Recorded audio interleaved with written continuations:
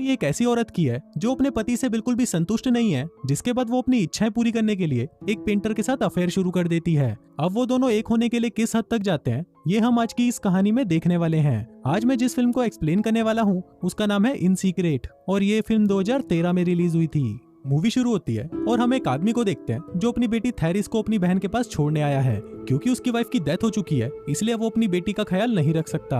वो अपनी बहन को कुछ पैसे देता है और कहता है कि मैं जल्दी ही वापस आकर अपनी बेटी को ले जाऊंगा। उसकी बहन का नाम मैडम रिक्विन था और उसका एक बेटा भी था जो हमेशा बीमार रहता था। अब मैडम के पास एक्स्ट्रा रूम ना होने की वजह से वो थेरिस को अपने बेटे के रूम में ही सुलाती थी। वहीं थेरिस अपने फादर को याद किया करती थी इस उम्मीद में कि वो एक दिन आकर उसे वापस ले जाएंगे, लेकिन उसके फादर कभी भी वापस नहीं आए। अब ऐसे ही वेट करते करते थेरिस अब बड़ी हो चुकी थी और अब वो रोज एक मजदूर को देखकर खुद को संतुष्ट किया करती थी।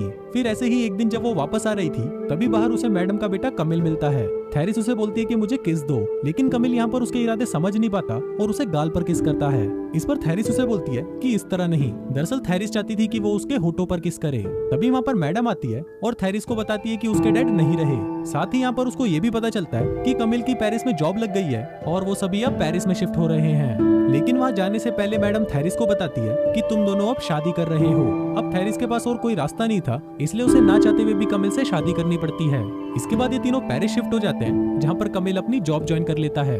दूसरी तरफ हम थेरिस को देखते हैं जो अपनी शादी से बिल्कुल भी खुश नहीं थी और उसे ऐसा लग रहा था कि वो एक जेल में है। कमिल दिन भर काम करता था और रात को घर आता था। उसे भी ये काम करना पसंद नहीं था, लेकिन अब उसके ऊपर थेरिस और उसकी मॉम की जिम्मेदारी भी थी।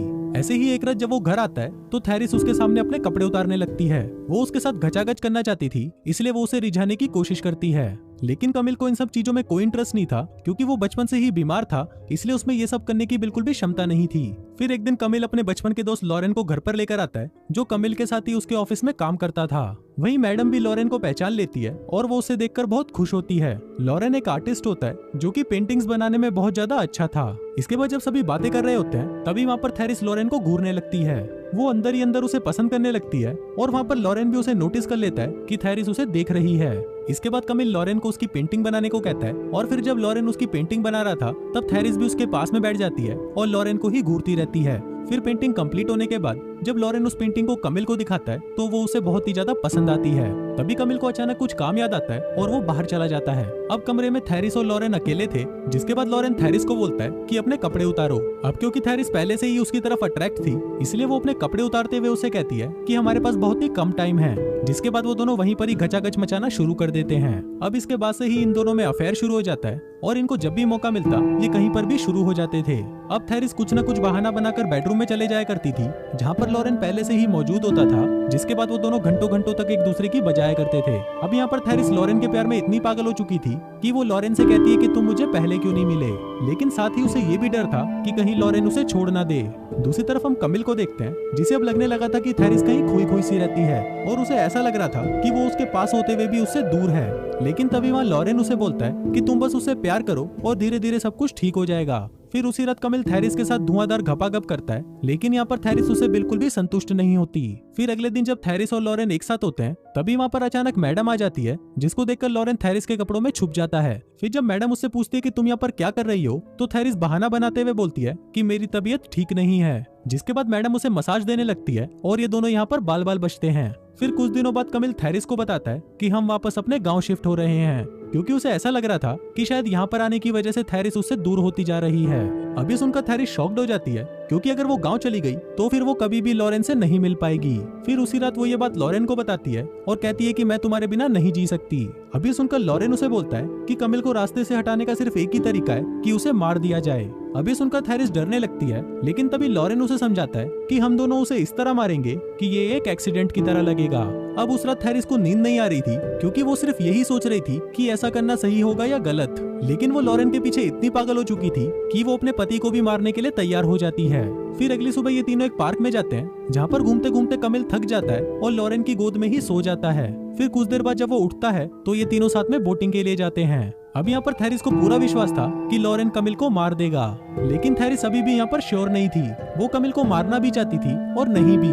तभी अगले सीन में हम देखते हैं कि लॉरेन थेरिस को बचाकर पानी से बाहर लेकर आता है, जिसके बाद वो दोनों रोने का नाटक करते हैं और ऐसा दिखाते हैं कि इन लोगों की बोट डूब गई, जिसके साथ कमिल भी डूब गया। वहीं इनके जान पहचान के लोग इनके आसपास ही थे और वो इनको घर लेकर आते हैं। यहाँ पर मैडम बहुत ज्यादा रोती है क्योंकि उनका इकलौता बेटा उनको छोड़कर जा चुका था।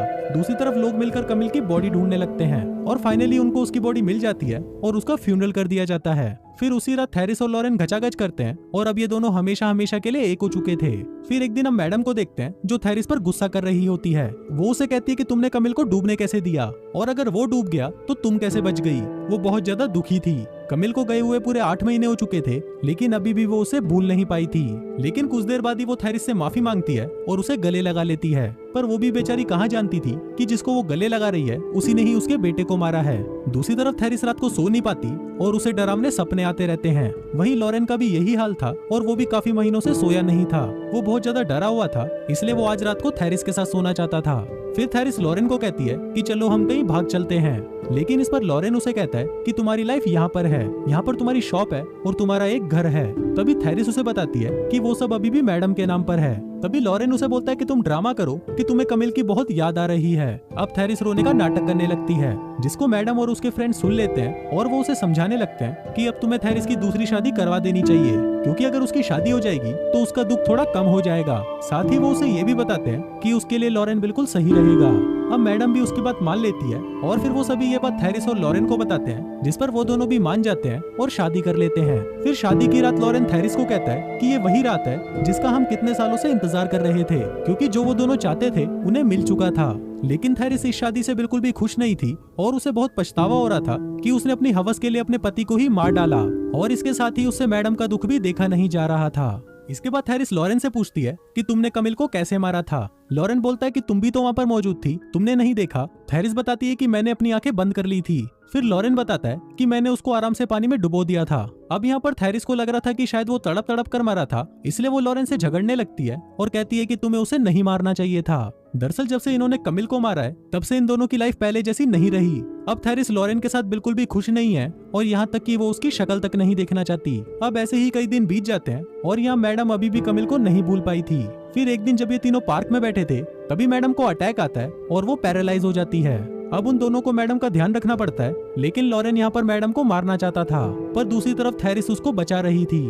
फिर एक दिन जब थेरिस मैडम को नहला रही थी तभी थेरिस और लॉरेन के बीच में झगड़ा हो जाता है और वो दोनों एक दूसरे पर कमिल की मौत का इल्जाम लगाने लगते हैं। अब उनकी ये बातें मैडम भी सुन लेती है और ये सुनते ही उसकी हालत बिल्कुल मरने जैसी हो जाती है। इसके बाद वो ये बात अपने दोस्तों को बताने की कोशिश करती है लेकिन वो नहीं बता पाती। दूसरी तरफ हम लॉरेन को देखते हैं जो एक दुकान से पॉइजन खरीदता है क्योंकि अब वो थेरिस और मैडम दोनों को मारना चाहता था। वहीं मैडम इंक से फर्श पर किसी तरह लिख देती है कि थेरिस और लॉरेन ने ही कमिल को मारा है। अब ये चीज वहाँ पर मैडम की दोस्त देख लेती है और बाकी लोगों को बताने चली जाती है। फिर जब इस बात का पता थेरिस और लॉरेन को चलता है तो वो दोनों एक हो जाते हैं और मैडम को मारने का फैसला करते हैं। वो उसे एक नदी के किनारे लेके जाते हैं जहाँ पर वो दोनों ऐसा दिखाना चाहते थे कि ये तीनों नदी के किनारे गए थे और वहाँ पर मैडम की डूबने से मौत हो गई। फिर लॉरेन उनकी ड्रिंक में जहर मिला देता है और वहीं थेरिस एक चाकू निकालती है, लेकिन तभी ये दोनों अपना माइंड चेंज कर लेते हैं और खुद को ही मारने का फैसला करते हैं। फिर वो दोनों ही उस जहर वाली ड्रिंक को पी लेते हैं और वहीं पर मर जाते हैं। तभी वहाँ पर मैडम के फ्रेंड्स आ जाते हैं और वो उसे बचा लेते हैं। यहाँ पर कमिल के मरने के बाद उन दोनों की जिंदगी नरक बन चुकी थी, इसलिए वो दोनों अपनी अपनी जिंदगी को खत्म करने का फैसला कर लेते